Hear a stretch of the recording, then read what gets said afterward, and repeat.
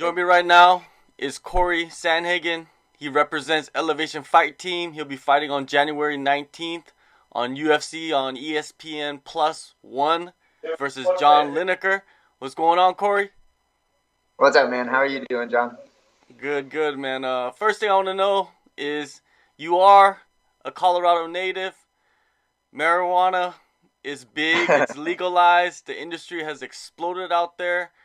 How has the state changed? Has it changed for the better or for the worse, do you think? I don't know. Actually, I think people started kind of like visiting here once weed became a little bit legal, or I guess not a little bit, but it's like full blown legal here. I think people started visiting a little bit more, and then they realized like how nice Colorado is. Like we have a lot of days of sunshine. Like our weather is always really great. We have the mountains. Like Colorado's like a really cool place to live, especially Denver. Like Denver's very clean. Um, Maybe that has something to do with it. I don't know. I don't like to think that that's why a lot of people are moving here. But yeah, dude, like a lot of California, a lot of Texas people are moving out here. Maybe it's because of weed. I don't know. I don't really know. I'm not too involved in that culture too much. Let's talk about your year that you had, your debut year in the UFC. 2018 has been, to be honest with you, it has been a big year. You've beaten some hmm decent names, competition. Let's go back to your last fight, though. UFC Lincoln, Iuri Alcantara. You had a Yeah. fight of the night performance. It looked like you took some damage to your face and your arm was wrapped up afterwards. What was the extent of the damage you took? Actually, nothing, man. Which I know is really surprising for a lot of people to hear. Um, it really was. I mean, to be honest, I don't really know how that happened. Like, I tore a pec on that side, so I don't know if that like prevented my bicep from tearing or something. I really have no idea how my arm didn't get more jacked in that position. Um, I'm pumped that it didn't. Like, it bruised up really bad. Like, I'm sure that there was some really like a good extensive amount of like micro damage going on in there or micro tears. But as far as that go, there wasn't too much. Like I got a couple stitches on my nose, a couple old cuts that open up almost every single fight opened up again. Um, but no, dude, that was it. I got really lucky to be in such like a bad spot and then like not really have too much bad stuff happen as far as the long term goes. That performance pretty much put you on the map because Yuri, he was a pretty big name for the division. Mm-hmm. What was the reaction around you when you got back home? Um, well, I guess first of all is I didn't really know too much about Yuri until I started kind of researching him once we got the fight.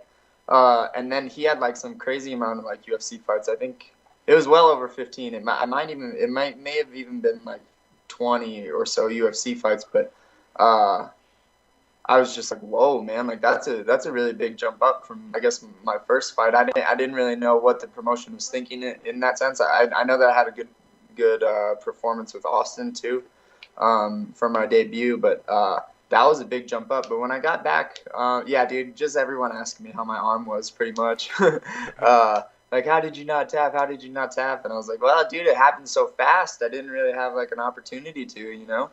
Um, it was a lot of that answering that question over and over and over again. But yeah, it did get me a lot of attention, which is good. Your UFC debut, you got a you got a phone call a week before. Didn't give you much time to prepare. You went out there, you performed. You didn't look nervous. You didn't have any jitters or anything like that. Your second fight, you took on Yuri, who is a guy like you just mentioned, 15 fights in the UFC, more than 15 fights in the UFC.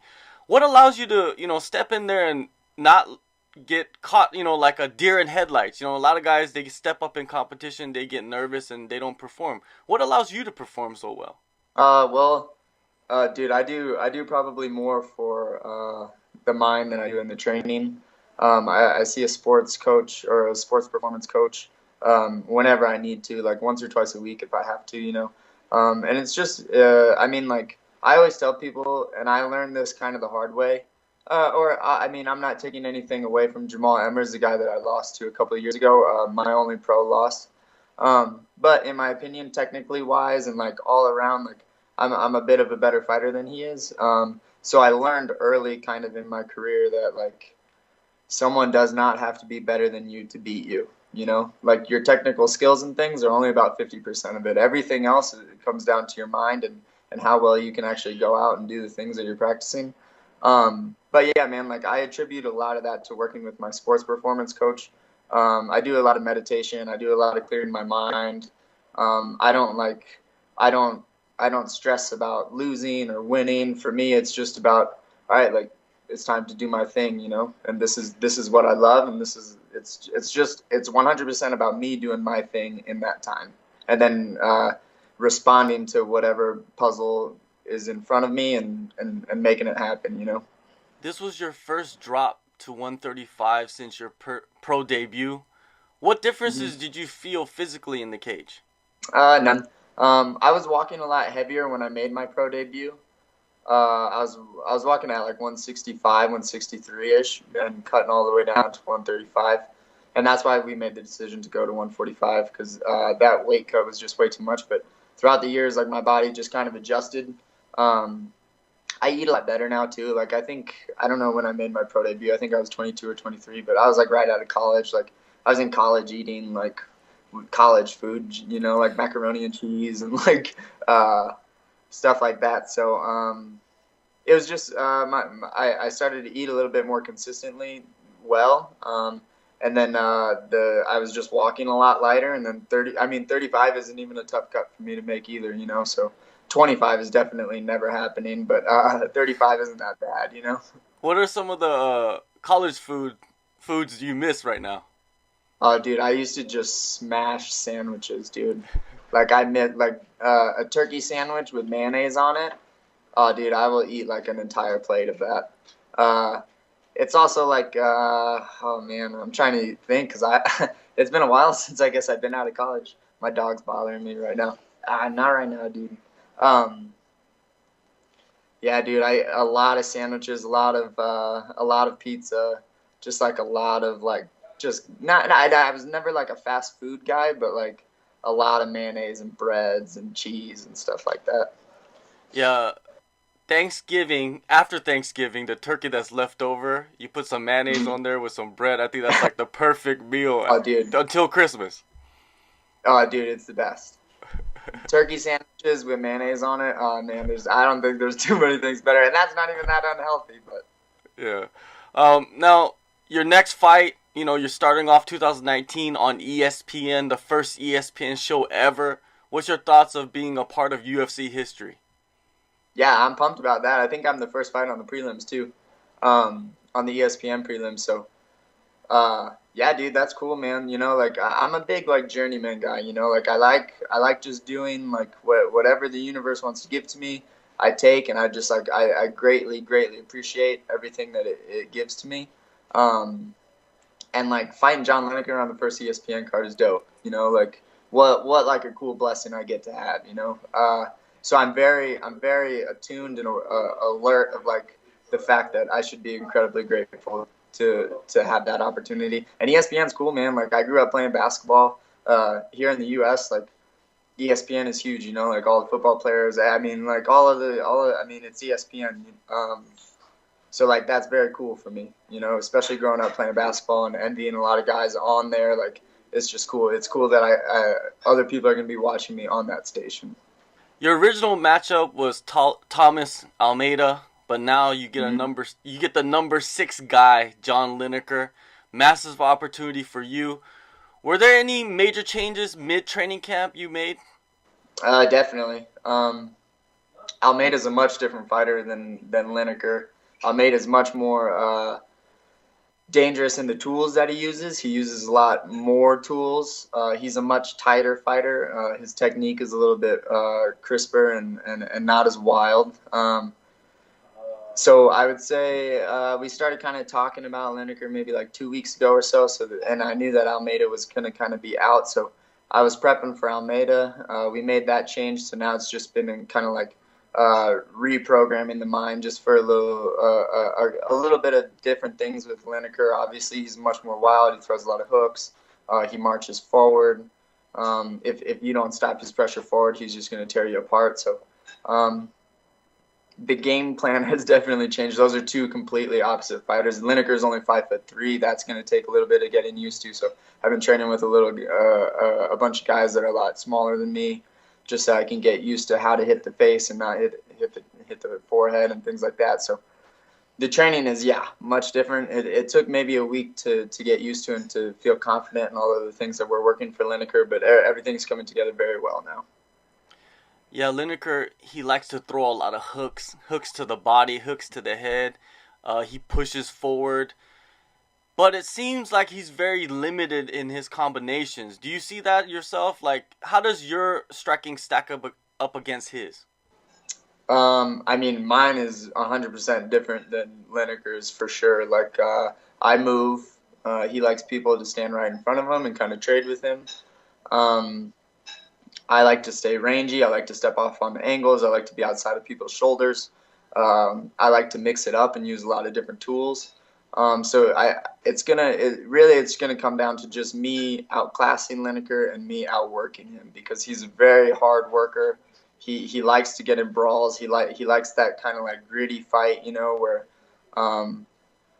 5 years from now it doesn't matter where his chin is to him. That matters to me. Like I like to keep my hands up. I like to stay pointed. So yeah, I mean it's going to be stylistically, it's a really interesting matchup. I'm really excited to rise to the occasion. I'm really pumped about it.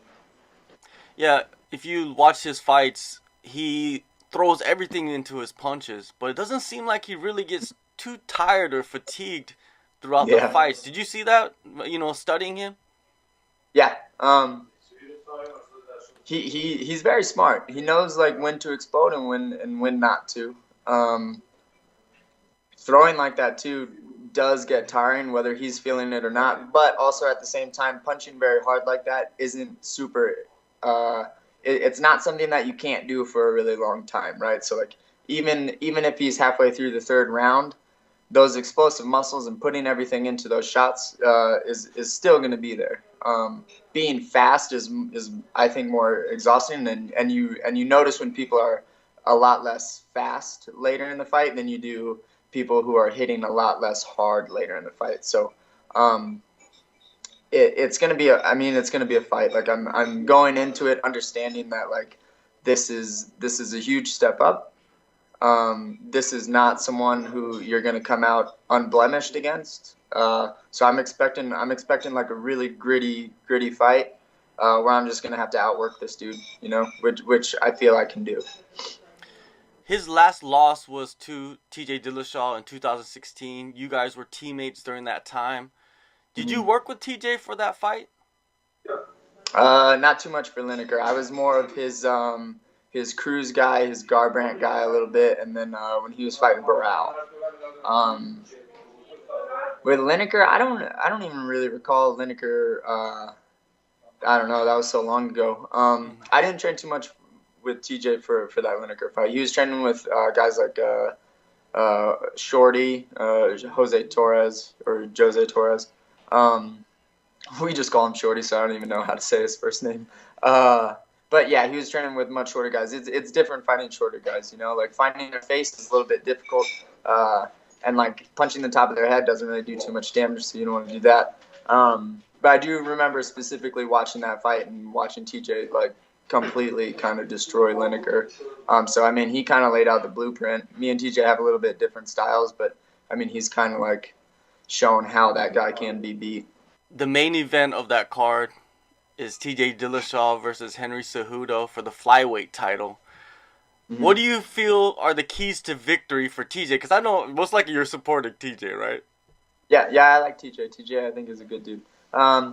Against Cejudo, dude, Cejudo is nasty.